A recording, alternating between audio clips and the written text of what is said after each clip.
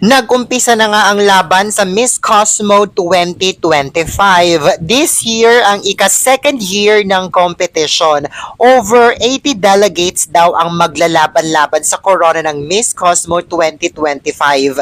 Based sa schedule na inilabas ng Miss Cosmo organization, 26 hanggang 28 today ang arrivals ng mga candidates, registrations, glam shots at orientation. Now, based sa mga nakita kong kandidata, sa totoo lang ha, konti lang yung nag-stand out sa kanila. Yung iba, wale.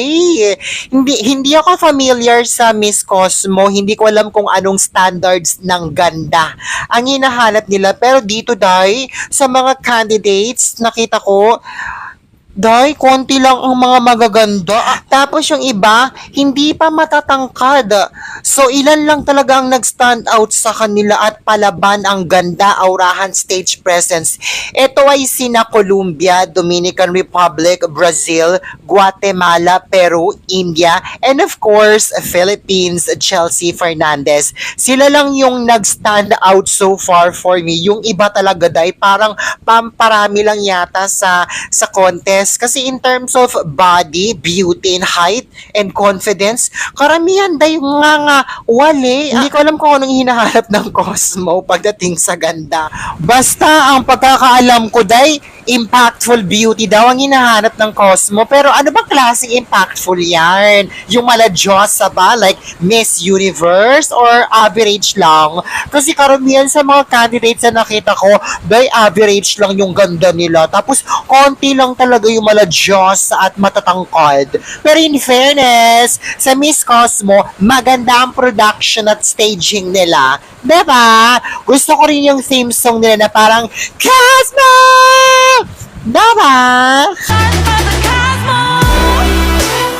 Yung Thailand, trans woman ba siya? Mukha kasi siyang trans woman eh.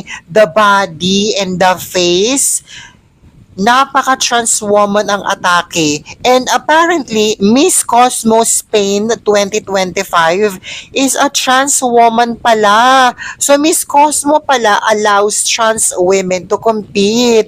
I am really against the idea of allowing transgenders or trans women compete in beauty pageants for natural-born women. Kasi, gays are gays, women are women, men are men. Kahit kailan hindi magiging apple ang orange, kahit kulayan mo pa yan ng red. Diba?